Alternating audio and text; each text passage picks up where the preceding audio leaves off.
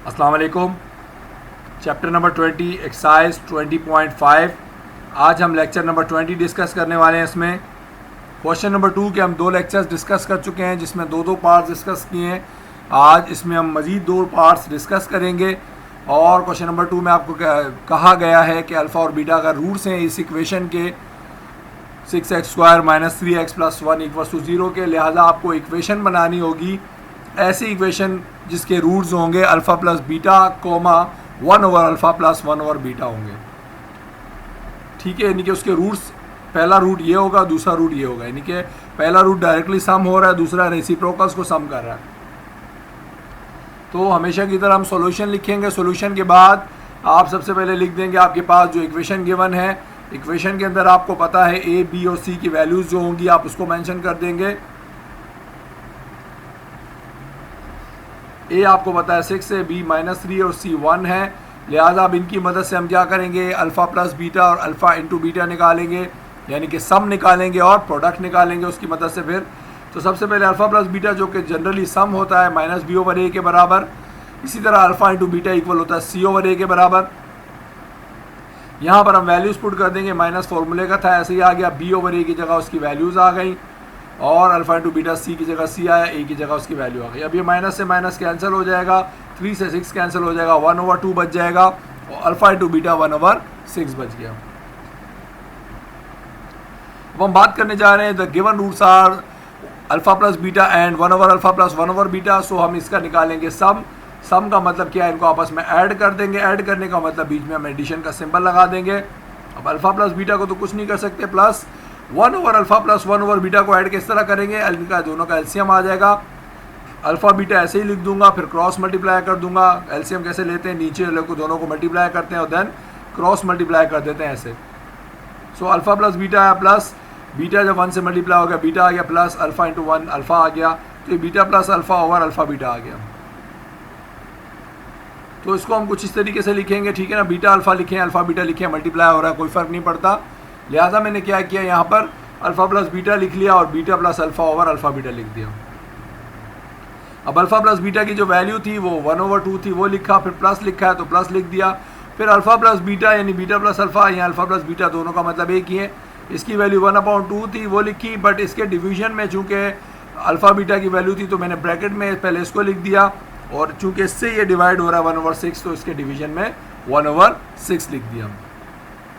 दोबारा देख लें, अल्फ़ा प्लस बीटा को 1/2 लिखा, प्लस लिखा, फिर इस अल्फ़ा प्लस बीटा से डिवाइड हो रहा था अल्फ़ा बीटा, तो इसलिए इसको ब्रैकेट में लिखा, इसकी वैल्यू को डिवाइड में लिख दिया अल्फ़ा बीटा से। So that is 1/6। अब आपको पता है इसको हम पहले प्लस नहीं कर सकते क्योंकि किसी और चीज़ से मल्टीप्लाई या डिवाइड हो रहा है। पहले हमेशा डिमास रूल के तहत हम मल्टीप्लाई या डिवाइड करेंगे, उसके बाद एडिशन सब्ट्रैक्शन करेंगे, और ब्रैकेट को भी पहले सॉल्व करते हैं। लिहाजा इस डिवीजन के निशान को मैंने जब कन्वर्ट कर दिया मल्टीप्लिकेशन में, तो आपको पता है डिवीजन को जब मल्टीप्लाई बनाते हैं तो नोमिनेटर डिनोमिनेटर और डिनोमिनेटर जो है नोमिनेटर बन जाता है, यानी ऊपर वाला नंबर नीचे चला जाता है और नीचे वाला ऊपर आ, यानी 1/6 बन जाएगा 6/1, और किसी भी चीज़ के डिनोमिनेटर में हम 1 नहीं लिखते। लिहाजा ये 6/1 बन गया, यानी 6 बन गया, तो 2 को 6 से काटेंगे, 2 1 = 2 एंड 2 3 = 6, तो ये 1/2 बचा, फिर प्लस यहाँ पर जो है 3 बचा, 3 1 = 3 बच गया, तो हमारे पास जो सम आया वो 1/2 + 3 आया। अब जाहिर सी बात है इनको हम ऐड कर सकते हैं मजीद। 1/2 में जब आप 3 को ऐड करेंगे, कैसे ऐड करेंगे, एलसीएम के तरीके से ऐड करेंगे, क्योंकि डायरेक्टली ऐड नहीं हो सकता। ये ऐसे बिल्कुल भी ऐड नहीं होगा कि आप कहें 1 में 3 जमा किए 4/2 के आंसर 2 आ गया, ऐसा कभी भी नहीं हो सकता। ठीक है, ये फ्रैक्शनल जो नंबर्स होते हैं उनको जब आप ऐड करते हैं तो एलसीएम के थ्रू करते हैं। तो दोनों का एलसीएम आ गया 2, नीचे दोनों के 2 लिख दिया, फिर क्रॉस मल्टीप्लाई करते हैं, 1 जो है 1 से मल्टीप्लाई होगा, 2 जो है 3 से मल्टीप्लाई हो जाएगा। तो देख रहे हैं दोनों के नीचे 2 लिख दिया क्रॉस मल्टीप्लाई करके। पहले मैंने 2 1 = 2 मल्टीप्लाई किया, देन 1 1 = 1 एंड प्लस 3 2 = 6। अब 1 + 6, अब यहाँ पर भी आप पहले इनको प्लस नहीं कर सकते, डिमास रूल होता है हमेशा पहले मल्टीप्लाई करेंगे बाद में प्लस माइनस करेंगे। सो 1 + 6/2 मीन्स 7/2। यहाँ हमारा जो सम निकल आया इस कंडीशन का वो आया 7/2। बात करेंगे प्रोडक्ट की। प्रोडक्ट आपको पता है इन दोनों को हमने क्या करना है, मल्टीप्लाई करना है। जो रूट्स आपको दिए हुए, पहला रूट था अल्फ़ा प्लस बीटा, दूसरा था इनका रेसिप्रोकल का सम यानी कि 1/अल्फ़ा + 1/बीटा। अब देखिए मैं अल्फ़ा को पहले 1/अल्फ़ा से मल्टीप्लाई करूँगा, फिर अल्फ़ा को 1/बीटा से मल्टीप्लाई करूँगा, फिर बीटा को 1/अल्फ़ा से मल्टीप्लाई करूँगा, फिर बीटा को 1/बीटा से मल्टीप्लाई करूँगा। ठीक है, तो ये आपको पता होना चाहिए दो ब्रैकेट्स को कैसे मल्टीप्लाई करते हैं।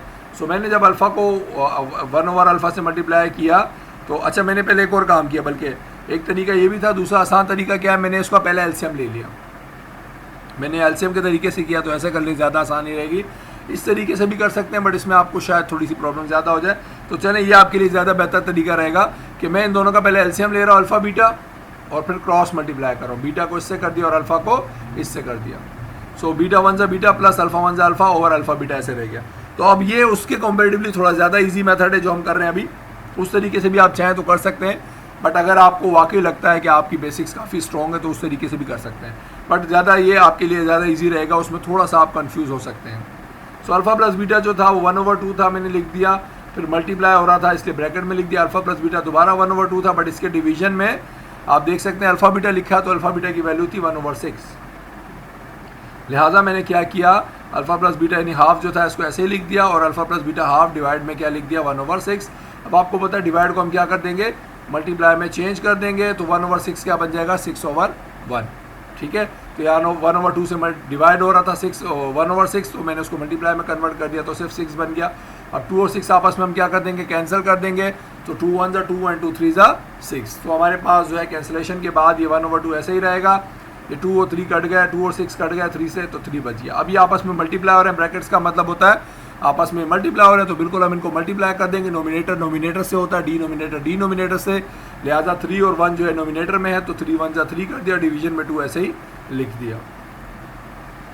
तो यहाँ आ जाएगा 3/2। आपका जो प्रोडक्ट निकला है डेट इज़ 3/2। यहाँ हमने सम भी निकाल लिया, प्रोडक्ट भी निकाल लिया। अब चूँकि हमें इक्वेशन पूछी गई थी जो फॉर्म होगी, लिहाजा हम फाइनली वो काम करते हैं। सो हम लिखेंगे finally the equation is x² minus sum of x plus product equals to 0। इसलिए हम क्या करेंगे, x² लिखेंगे, माइनस की जगह माइनस आया, सम की जगह जो हमारी वैल्यू आई थी 7/2 लिख दिया, x की जगह x लिखा, प्लस प्रोडक्ट हमारा 3/2 आया था तो हमने उसको ऐसे लिख दिया। अब चूंकि यहाँ पर दोनों के नीचे एलसीएम आप देख सकते हैं, दोनों के फ्रैक्शन में 2 लिखा, तो हम तीनों का एलसीएम ले लेंगे ताकि हमारा जो है फ्रैक्शन ख़त्म हो जाए।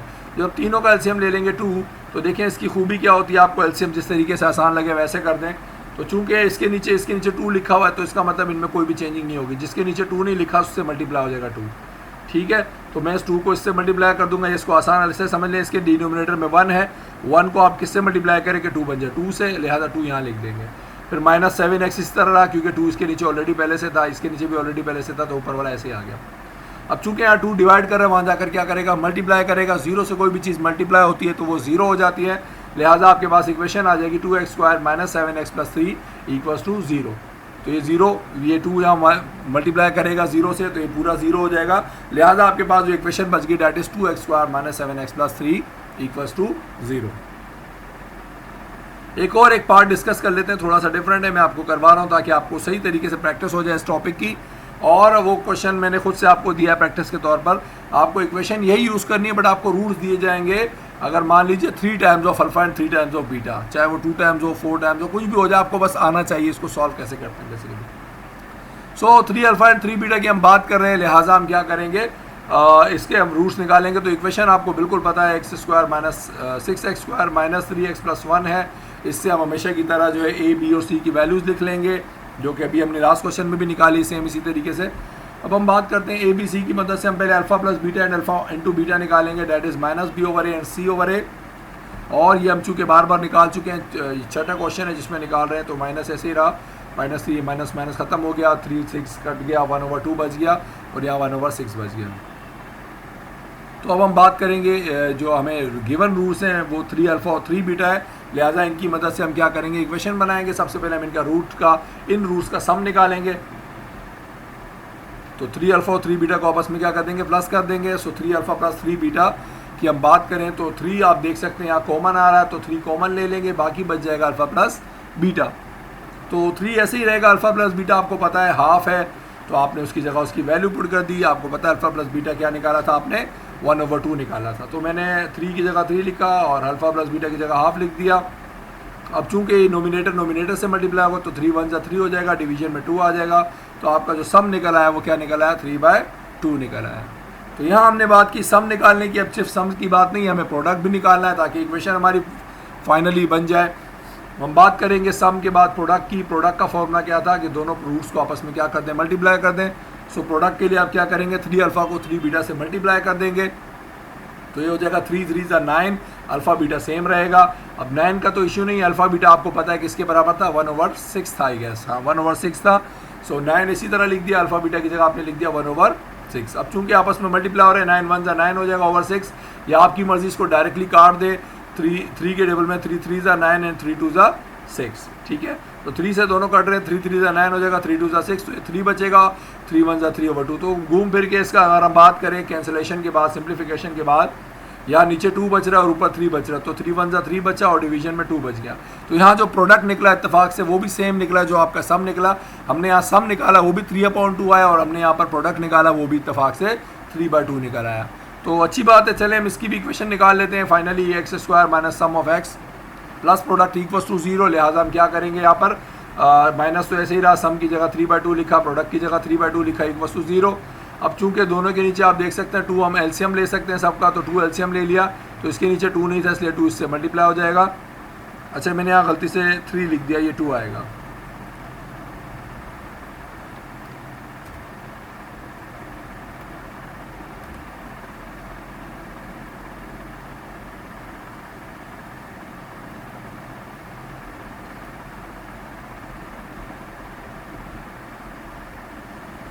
ठीक है, 2 एलसीएम आ गया सबका, तो इसके नीचे चूंकि 2 नहीं है तो 2 यहाँ मल्टीप्लाई हो जाएगा, तो ये हो जाएगा 2x² माइनस का 3x इस तरह, प्लस का 3 इस तरह, फिर ये 2 यहाँ डिवाइड हो रहा है, वहाँ जाकर मल्टीप्लाई करेगा, तो ये 0 से मल्टीप्लाई कोई चीज़ करती है 0 हो जाती है, लिहाजा आपकी इक्वेशन जो बचेगी वो बचेगी 2x² minus 3x plus 3 equals to 0।